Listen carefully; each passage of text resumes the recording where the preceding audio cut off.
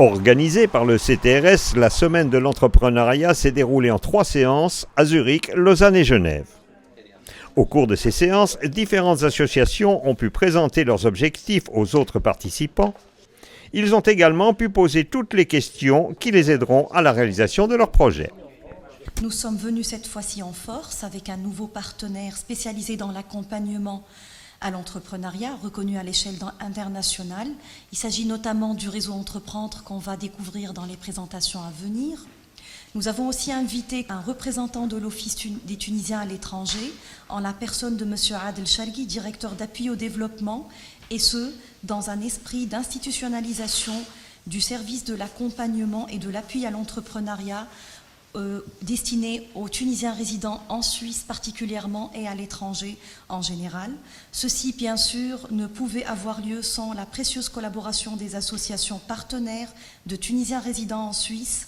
Aujourd'hui, nous organisons cette séance à Zurich avec M. Amr Ben Hamida pour l'association Swiss Vision. À Lausanne, nous organisons avec l'association Zaytouna, et à Genève, on organise avec l'association Le Pont Genève et Swiss Tunisian Think Tank. Et nous sommes heureux d'avoir pu développer des partenariats solides avec les associations qui sont aussi partenaires sur d'autres projets, des initiatives de développement que nous mettons en œuvre ensemble. Cet été, Swiss Tunisian Think Tank, et pour ceux qui ne connaissent pas, c'est une association qui travaille dans plusieurs domaines, plus dans le domaine de l'éducation. Bonsoir, Gélène Matri de l'association Le Pont Genève. Nous sommes une association qui est créée il y a plus d'une année avec des amis tunisiens et suisses. On a un partenariat maintenant avec CTRS en Tunisie, dans la ville de Mazeboulkiba, où on a un projet de recyclage. Nous sommes une petite association. Nous avons 3 piliers: la formation, le travail et l'aide immédiate.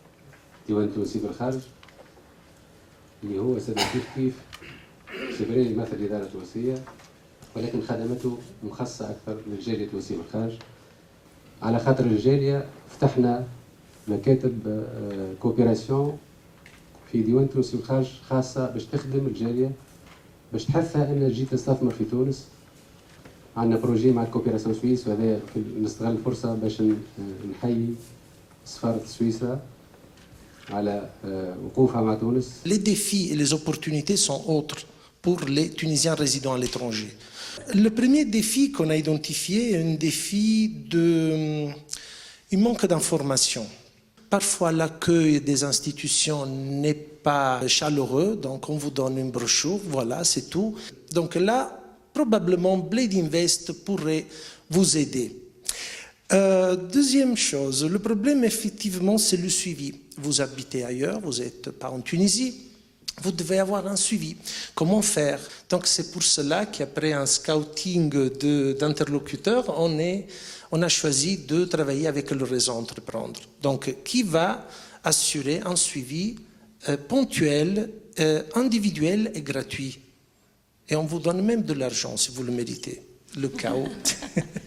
Donc je passerai la parole à Madame Shiraz Arfaoui, qu'elle va vous présenter le réseau Entreprendre et le dispositif Blade Invest. Le réseau Entreprendre, il a démarré en Tunisie en fin 2010 sous la houlette de Si Ahmed Abdelkefi. Donc Si Ahmed Abdelkefi, c'est Monsieur Tunisie Valeur, Tunisie Leasing, etc.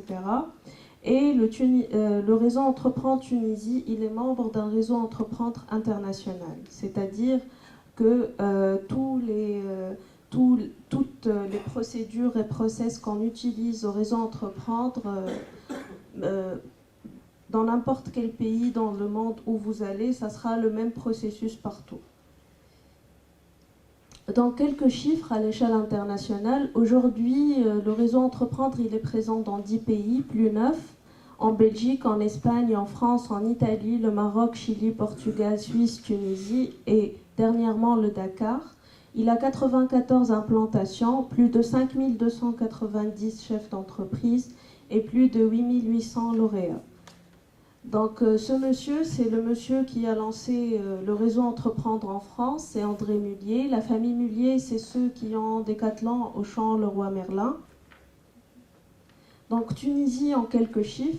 Nous avons aujourd'hui plus de 185 membres dans l'association, plus de 165 lauréats du réseau, plus de 4000 heures de bénévolat et plus de 4 millions de dinars de prêts d'honneur. Nos implantations en Tunisie, nous sommes présents dans 6 régions, donc 7, Tunis, Bizerte, Sousse, Mahdeya, Sidi Bouzid, Sfax et Gabès.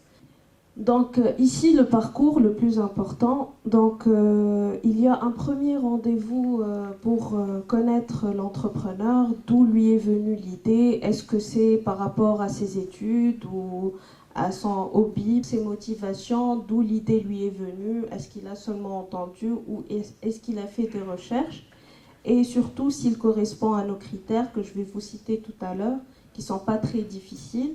Et dans le cadre du programme Bledi Invest, le premier contact, ça peut se faire à distance, par téléphone ou via Skype. La personne n'est pas obligée de se déplacer en Tunisie. Par la suite, nous commençons l'étude de projet.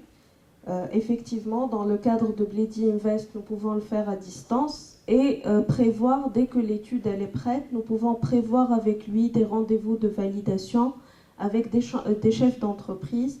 C'est-à-dire, nous pouvons nous organiser avec lui quand est-ce qu'il va rentrer en Tunisie pour organiser ces réunions-là. Et donc, ces 4 rendez-vous de validation, il va rencontrer des chefs d'entreprise qui vont le challenger un peu sur son entreprise, sur les différentes facettes qui entourent son entreprise. Dès qu'il passe les rendez-vous de validation, on passe par le comité d'engagement. Donc, c'est 6 à 8 chefs d'entreprise. Et entre les deux périodes, ça ne prend pas beaucoup de temps. C'est-à-dire, par exemple, en une semaine, on peut faire les deux. Ça ne vous prendra pas plus d'une semaine sur place pour passer les rendez-vous de validation et le comité d'engagement. Donc, à partir du comité d'engagement, la personne devient lauréate ou pas.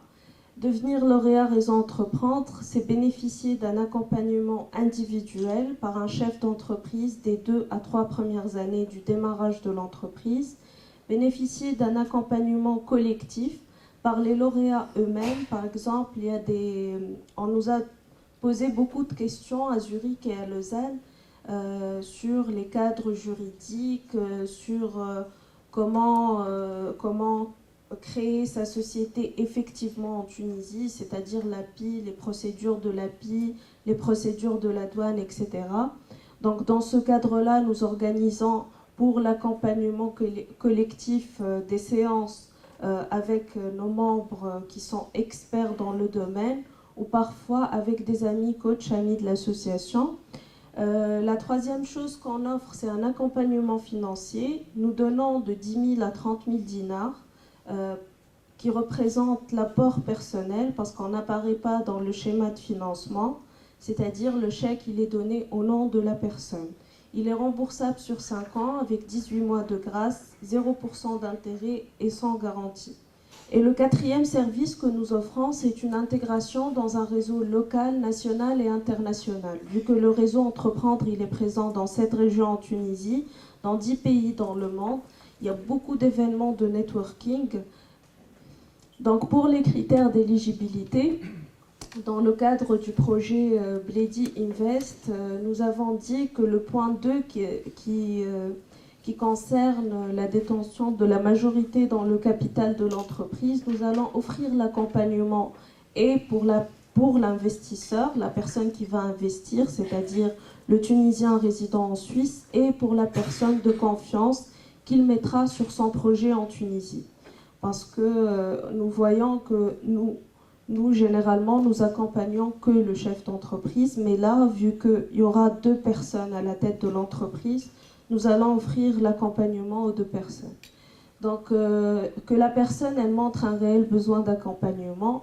Le critère le plus important pour nous, c'est la création d'emplois. Comme vous avez vu l'histoire de l'association et le slogan « Créant des emplois pour créer des employeurs », donc nous demandons qu'il y ait 3 postes d'emploi permanents au démarrage au minimum et arriver à 5 ans, 10 postes d'emploi.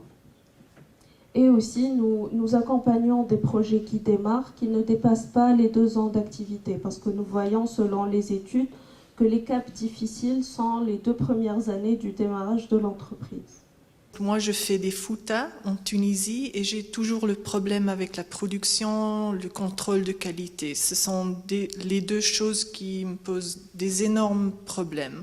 Tu peux investir en Tunisie, pas avec ton argent. Tu peux par exemple passer par la Banque tunisienne solidaire qui peut te donner des fonds pour acheter les machines et nous, on te donne par exemple le fonds de roulement pour travailler avec. Et tu pourras mettre une personne de confiance qui pourra contrôler la qualité.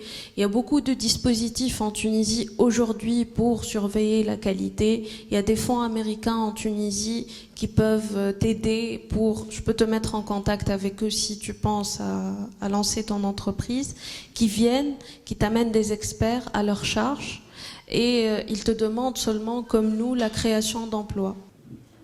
Bonjour, Edna Aleni, je suis la présidente de la Chambre de commerce tuniso-suisse. Donc à mon niveau, comme entrepreneur initialement et également en contact direct avec des entreprises suisses en Tunisie, je peux vous dire qu'il y a, économiquement parlant, il y a un grand intérêt. Aujourd'hui, la Suisse, elle vit le problème du franc fort. La Tunisie, elle vit le problème inverse. Mais l'entreprise, la moyenne et la petite entreprise n'a pas vécu ce problème simplement parce que le Tunisien qui a un travail, plus que jamais, le coût de la vie augmente parce que voilà, le dinar a chuté, il tient à garder son emploi. Donc réellement, concrètement, et là je le vis au sein de mon entreprise. Le jeune Tunisien qui a un emploi, il ne fait pas le difficile, il bosse. On a des atouts, il faut qu'on travaille sur la base de ces atouts pour faire avancer le pays. Et non seulement avancer le pays, nous aussi on avance. L'administration, elle est compliquée, parce qu'elle est compliquée. Mais il y a des gens, quand on va à l'administration, à l'API ou autre, qui cherchent malgré tout à nous trouver la solution. C'est la nature du Tunisien en lui-même. Donc à nous de prendre le positif de ce qu'il y a et faire de sorte à améliorer l'existant, parce qu'on est tous conscients de cela. Mais sachez aussi autre chose, c'est qu'on a des produits en Tunisie, on a des compétences, on a des ingénieurs. Moi je travaille dans le domaine de service. On a des ingénieurs qui sont des génies de l'informatique. On a des gestionnaires qui apprennent des outils. Donc n'hésitez pas, ne regardez pas le négatif, regardez le positif parce qu'il y en a réellement un positif. Je suis très contente quand je suis de passage en Suisse, mais je suis très contente de me lever le matin et aller travailler en Tunisie. Je suis un citoyen tunisien qui continue à militer pour les libertés, mais qui sait qu'aujourd'hui, tout, je dis bien tout, moi qui suis d'habitude optimiste, tout peut être remis en question si on ne résout pas la question sociale. Et quand on parle de question sociale, cela veut dire emploi, fournir des emplois, cela veut dire lutter contre la pauvreté, cela veut dire lutter contre la discrimination qui touche aujourd'hui des régions très importantes du pays. La semaine de l'entrepreneuriat a permis le lancement de Bled Invest, une initiative du projet CTRS en partenariat avec le réseau Entreprendre de Tunisie. Cette initiative a permis la mise en réseau de porteurs d'idées et de projets avec Bled Invest, un dispositif d'accompagnement spécifique aux Tunisiens résidant en Suisse.